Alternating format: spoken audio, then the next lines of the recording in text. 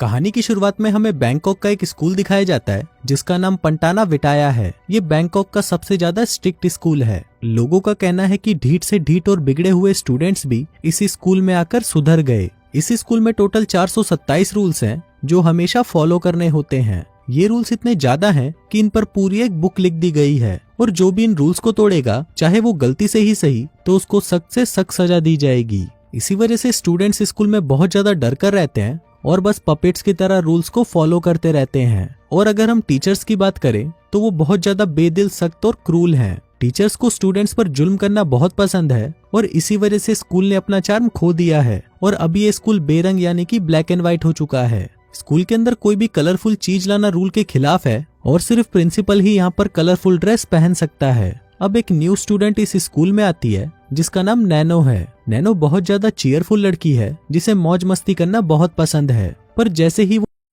Movie के चाहने वालों, हम आपके लिए लेकर आए हैं एक धमाका ऑफर। नेटफ्लिक्स और अमेजोन पर भारी भरकम छूट आपके सामने अभी प्लान लिखे हुए हैं। अगर आपको हमारे प्लान चाहिए तो दिए गए व्हाट्सएप नंबर पर कांटेक्ट करें। नेटफ्लिक्स और अमेजोन जैसे किसी भी प्लेटफॉर्म के लिए संपर्क करें। वो स्कूल के गेट से अंदर एंटर होती है, सब कुछ ब्लैक एंड व्हाइट हो जाता है। फिर नैनो क्लास में आती है तो एक टीचर उसे अपना इंट्रोडक्शन देने को कहती है। नैनो टीचर की बात मानते हुए अपने नए क्लासमेट से भी हेलो हाय करती है, जिसके जवाब में वो स्टूडेंट सिर्फ हल्की सी स्माइल करते हैं। अब क्लास शुरू होती है और नैनो एक शाय सी दिखने वाली लड़की के साथ जाकर बैठती है। नैनो उससे बात करने की कोशिश करती है पर वो लड़की उसे कोई भी रिप्लाई नहीं देती। फिर नैनो कुछ देर बाद अपना बैग ओपन करती है तो गलती से उसकी लिपस्टिक नीचे गिर जाती है जिसका कलर डार्क रेड होता है और कोई भी कलरफुल चीज स्कूल में लाना रूल्स के खिलाफ है। अब स्टूडेंट्स उसकी लिपस्टिक को नोटिस कर लेते हैं, लेकिन वहीं उस टीचर के देखने से पहले ही वो शाय गर्ल उस लिपस्टिक को उठा लेती है, जिस पर नैनो उसे थैंक यू बोलकर लिपस्टिक को फिर से बैग में डाल देती है। फिर कुछ देर बाद स्कूल की डिसिप्लिन इंचार्ज क्लास में आती है जिसका नाम लीसा है और ये स्कूल की सबसे ज्यादा स्ट्रिक्ट और क्रूल टीचर है। बच्चे इस टीचर से इतना ज्यादा डरते हैं कि उसको देखते ही सबकी पैंट गीली हो जाती है। आज लीसा क्लास में बच्चों का बैग चेक करने आई है और जब नैनो की बैग चेक कराने की बारी आती है तो वो अपना बैग चेक करवाने से मना कर देती है, लेकिन लीसा जोर से उसका बैग छीन लेती है और उसे चेक करने लगती है। अब पूरी क्लास डरते हुए इंतजार में थी कि अब लीसा को वो लिपस्टिक मिल जाएगी, लेकिन वो लिपस्टिक उसके बैग में होती ही नहीं क्योंकि नैनो ने लिपस्टिक कहीं और छुपा दी थी। और अब नैनो काफी कॉन्फिडेंट सी स्माइल पास करती है, जिसके बाद लीसा भी क्लास से बाहर चली जाती है। इसके बाद नैनो अपना असली चेहरा दिखाने लगती है, जो सिर्फ इस वजह से स्कूल में आई थी ताकि ये इस स्कूल का माहौल और इस स्कूल के रूल्स को पूरा चेंज कर दे और इन टीचर्स को बच्चों पर इतनी ज्यादा सख्ती करने की सजा दे सके। नैनो को पढ़ाई या नए दोस्त बनाने से कोई मतलब नहीं था, उसका सिर्फ एक मकसद है टीचर्स को पनिश करना। अब नैनो सभी स्टूडेंट्स के सामने लिपस्टिक लगाने लगती है और स्टूडेंट्स रूल को पहली बार ऐसा टूटते हुए देखकर काफी हैरान हो जाते हैं। अब अगले सीन में हम नैनो को शाय गर्ल के साथ कैफेटेरिया में देखते हैं। वो लड़की उससे बात करते हुए उसे समझाने लगती है कि नैनो, तुम्हें स्कूल में बहुत ज्यादा केयरफुल रहना होगा। वो बताती है कि अभी कुछ दिन पहले 2 स्टूडेंट्स ने रूल तोड़ा जिस वजह से उन्हें एक स्कैरी रूम में बंद कर दिया गया और वो 3 दिन से वहीं पर हैं। नैनो ये सुनकर जरा भी नहीं घबराती, उल्टा हंसने लगती है। तभी अचानक वहाँ पर लीजा आ जाती है और नैनो के रेड लिप्स देख लेती है। वो सख्ती से उसकी लिपस्टिक रिमूव करती है और नैनो को एक पनिशमेंट देती है कि नैनो को बुक में से हर एक रूल को याद करना होगा, वो भी बाहर कड़कती धूप में खड़े रहकर। अब स्कूल के मिनियंस उसे देख रहे थे और नैनो जोर जोर से हर रूल को पढ़ते हुए हंस रही थी।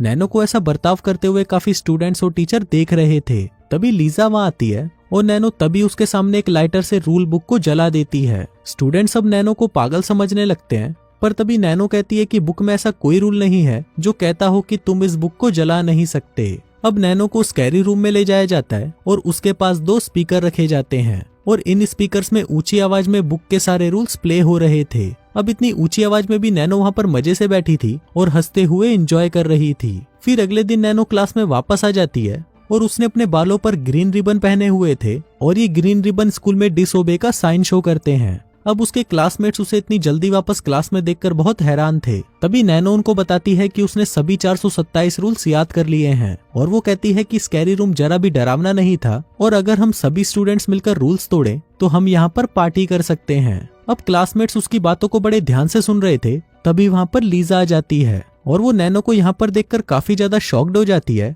क्योंकि उसे याद नहीं था कि उसने कब नैनो को उस स्कैरी रूम से रिलीज किया। लीजा अब नैनो को सख्ती से रूल्स फॉलो करने के लिए कहती है, पर नैनो उसके जवाब में कहती है कि ये रूल्स बहुत ज्यादा फिजूल हैं। अब लीजा फिर से नैनो को स्कैरी रूम में ले जाती है ताकि वो उसे और भी ज्यादा सख्त सजा दे सके। रूम में आते ही लीजा नैनो की आंखों पर तेज फ्लैशलाइट मारती है और उसे बार बार रूल्स को बोलने को कहती है और ये सब पूरे दिन ऐसे ही चलता रहता है। फिर अगले दिन नैनो क्लास में वापस आ जाती है और इस बार नैनो ने अपने बाल पर्पल डाई किए हुए थे। अब क्लास में बहुत से बच्चे उसकी साइड हो गए थे क्योंकि धीरे धीरे सभी बच्चों में डर खत्म हो रहा था और नैनो भी धीरे धीरे अपने मिशन में सफल हो रही थी। अब लीजा एक बार फिर से उसे स्कैरी रूम में ले जाती है और वहां जाकर उससे पूछती है कि आखिर तुम चाहती क्या हो। नैनो जोर जोर से हंसने लगती है और इसके बाद वो लीजा से कहती है कि मैं चाहती हूँ कि पूरे स्कूल का सिस्टम चेंज हो जाए और जो रूल्स स्टूडेंट्स को उनकी आजादी से रोकते हैं वो बिल्कुल खत्म कर दिए जाएं। अभी सुनकर लीजा बहुत ज्यादा गुस्सा हो जाती है और पनिशमेंट में एक चिमटे से नैनो की जुबान खींच लेती है। हम देखते हैं कि इतना दर्द सहते हुए भी नैनो अभी भी हंस रही थी। इसके बाद लीजा अपने ऑफिस में बैठी नैनो के बारे में ही सोच रही थी कि तभी वहाँ पर एक न्यू स्टूडेंट आती है जिसका नाम यूरी होता है। वो लीजा को कहती है कि मैं नैनो को अच्छे से जानती हूँ क्योंकि इससे पहले वो दोनों सेम स्कूल में पढ़ते थे। यूरी लीजा को रिक्वेस्ट करती है कि उसे हेड इंस्पेक्टर बना दिया जाए क्योंकि सिर्फ वही ऐसी लड़की है जो नैनो को ठीक कर सकती है, पर लीजा उसकी बात पर यकीन नहीं करती। फिर यूरी अपना फोन निकालती है और स्टूडेंट्स की ग्रुप चैट दिखाती है जिसमें स्टूडेंट्स स्कूल के सिस्टम के खिलाफ जाने के बारे में बात कर रहे थे और रूल्स को तोड़ने का प्लान बना रहे थे। यूरी उसे बताती है कि वो एक फेक आईडी बनाकर ग्रुप के बच्चों पर नजर रख रही है। अब ये देखकर लीजा इंप्रेस हो जाती है और उसे हेड इंस्पेक्टर बनाने के लिए मान जाती है। फिर अगले सीन में हम देखते हैं कि रूल्स के अगेंस्ट बात करने वाले स्टूडेंट्स को पनिशमेंट दी जा रही है और इन स्टूडेंट्स को पूरी रात इसी पोजीशन में बैठना होगा। अब जैसे जैसे दिन गुजरते हैं यूरी लीजा का और भी ज्यादा ट्रस्ट जीतने लगती है और फिर जल्दी ही उसे उसके ऑफिस का एक्सेस भी मिल जाता है। फिर एक दिन वो चुपके से लीजा के ऑफिस में जाकर कुछ कॉन्फिडेंशियल डॉक्यूमेंट्स देखने लगती है जिससे हमें पता चलता है कि यूरी का इस स्कूल में आने का कोई और मकसद है। वहीं नैनो भी अपनी क्लास में वापस आ जाती है और वो भी बोल पा रही थी जबकि कुछ दिन पहले ही लीजा ने उसकी जुबान खींच ली थी। अब वो अपने डेस्क पर आती है तो उसे एक रेड रिबन वाला एनवलप मिलता है जिस पर लिखा हुआ था टॉप सीक्रेट। अब नैनो स्माइल करती है और एक्साइटमेंट में उस एनवलप को ओपन करती है। अब हम कुछ घंटों बाद का सीन देखते हैं जिसमें नैनो ने काफी सारे पोस्टर्स उठा रखे हैं। तभी उसको यूरी मिलती है जिसने वही रिबन पहन रखा है जो एनवलप पर लगा हुआ था। इससे साफ जाहिर था कि वो एनवलप यूरी ने भेजा था। नैनो जल्दी में थी और वो यूरी को साइड में होने को कहती है। कुछ देर बाद नैनो टॉप फ्लोर पर जाकर पोस्टर्स को लगाने लगती है। तभी वहाँ पर लीजा आ जाती है और उसे ऐसा करने से रोक देती है। वो उससे पूछती है कि इन पोस्टर्स में क्या है। तभी नैनो स्माइल करते हुए बताती है कि इसमें वो सभी इन्फॉर्मेशन है जो इस स्कूल में करप्शन की गई है। हर साल गवर्नमेंट करोड़ों रुपए स्कूल को देती है ताकि वो इन स्कूल्स को बेहतर से बेहतर बना सके, जबकि उनमें से 5% फंड्स भी स्कूल की फैसिलिटी पर खर्च नहीं किए गए। स्कूल अभी भी बहुत ज्यादा गंदा है और रूम्स बिल्कुल बेकार हैं और खाने के टेस्ट की तो बात ही छोड़ दो। अब ये बात तो साफ थी कि स्कूल के टीचर्स ही वो सारा पैसा अपने पास रख रही थी। ये सुनते ही लीसा उससे पोस्टर छीनने लगती है और नैनो को रोकने लगती है। वहीं पास में यूरी भी छुपकर खड़ी हुई थी जो ये सब कुछ देखकर रिकॉर्ड करने लगती है। फिर कुछ देर बाद यूरी वहां पर आकर नैनो को बालकनी से धक्का दे देती है और नैनो की नीचे गिरने से मौत हो जाती है। अब स्कूल के सभी बच्चे नैनो की ऐसी मौत देखकर बहुत डर जाते हैं, जिसके बाद यूरी वो सारे पोस्टर्स नीचे गिरा देती है ताकि स्टूडेंट्स को पता चल जाए कि टीचर्स कितने ज्यादा करप्ट हैं। और फिर रिकॉर्ड हुई वीडियो को वो ग्रुप चैट में सेंड कर देती है ताकि सभी को लगे कि नैनो की मौत की जिम्मेदार लीजा है। अब यूरी का ये प्लान काम कर जाता है और स्टूडेंट्स जैसे ही वो वीडियो और पोस्टर देखते हैं सभी स्टूडेंट्स गुस्से से पागल हो जाते हैं। स्टूडेंट्स गुस्से में टीचर के पीछे भागने लगते हैं और लीसा और बाकी टीचर्स को पकड़कर पीटने लगते हैं। इसके बाद सब टीचर्स को स्कूल के मेन हॉल में लाया जाता है और तभी यूरी आगे बढ़कर अनाउंस करती है कि अब कोई भी स्टूडेंट्स रूल फॉलो नहीं करेगा। सालों से जो जुल्म स्टूडेंट्स पर किया जा रहा है वो सब रूल सब टीचर्स को फॉलो करने होंगे और जो टीचर्स रूल्स फॉलो नहीं करेंगे उन्हें स्कैरी रूम में पनिश किया जाएगा। अब यूरी सभी टीचर्स को अपने कन्फेशंस पेपर पर लिखने को कहती है। बहुत सारी टीचर्स मान जाती हैं, लेकिन लीजा कुछ भी लिखने से इनकार कर देती है। अब बच्चों को बहुत ज्यादा गुस्सा आता है और उनमें से एक बच्चा लीजा का गला दबाने लगता है और इसी सब के चलते लीजा की मौत हो जाती है। फिर जब स्टूडेंट्स लीजा को मरा हुआ देखते हैं तो वो सब उस लड़के के पीछे पड़ जाते हैं जिसने लीजा का गला दबाया था। कुछ कहते हैं कि इस लड़के को स्कैरी रूम में भेजा जाए तो कुछ कह रहे थे कि इस लड़के को फांसी दे दी जाए। तभी स्कूल का प्रिंसिपल हाथ में गन लिए वहां पर आता है और सभी को एक जगह पर खड़े होने और टीचर्स को फ्री करने के लिए कहता है। प्रिंसिपल स्टूडेंट्स को चांस देता है कि अगर तुम वापस से रूल्स फॉलो करने लगो और दोबारा कभी भी इस स्कूल में ऐसा माहौल ना बनाओ तो वो उनको माफ कर देगा, यहाँ तक कि वो लीसा का मर्डर भी माफ कर देगा।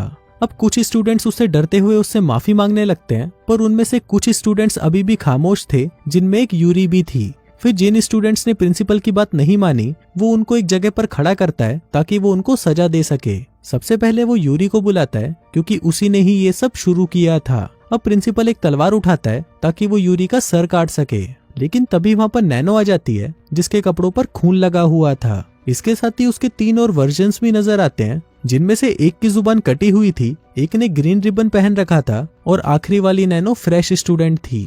अब हमें पता चलता है कि जब जब नैनो को स्कैरी रूम में सजा दी गई तो उसके एक न्यू वर्जन ने उसके ओल्ड वर्जन को रिप्लेस कर दिया और इसी वजह से वो हमेशा पनिश होकर भी क्लास में वापस आ जाती थी। अब नैनो के चारों वर्जन दरवाजों को बंद करके टीचर को लॉक कर देते हैं और फिर नैनो का वो वर्जन जो थोड़ी देर पहले मर चुका था प्रिंसिपल के पास जाकर उसको अपनी गन नीचे करने को कहती है, पर प्रिंसिपल उसकी बात को ना मानते हुए वो गन उसकी तरफ ही पॉइंट कर देता है। तभी सभी स्टूडेंट्स अपना मोबाइल फोन निकालकर इंटरनेट पर लाइव आ जाते हैं और प्रिंसिपल की वीडियो रिकॉर्ड करने लगते हैं, जो कि डिसिप्लिन के नाम पर अपने स्टूडेंट्स को मारना चाहता है। अब प्रिंसिपल ये सब देखकर डर जाता है और अपनी गन नीचे फेंक देता है, जिसके बाद सभी स्टूडेंट्स उसको पकड़ लेते हैं। तभी यूरी वहां से भागने की कोशिश करती है पर नैनो उसको रोक लेती है। अब स्टूडेंट्स को पनिशमेंट का कोई डर नहीं है और वो अब नॉर्मल स्टूडेंट्स की तरह रह पाएंगे। स्टोरी के लास्ट सीन में नैनो यूरी और बाकी टीचर्स को स्कैरी रूम में लॉक कर देती है और वहां से चली जाती है क्योंकि अब उसका मिशन पूरा हो चुका था। और इसी के साथ ही ये कहानी यहीं खत्म हो जाती है।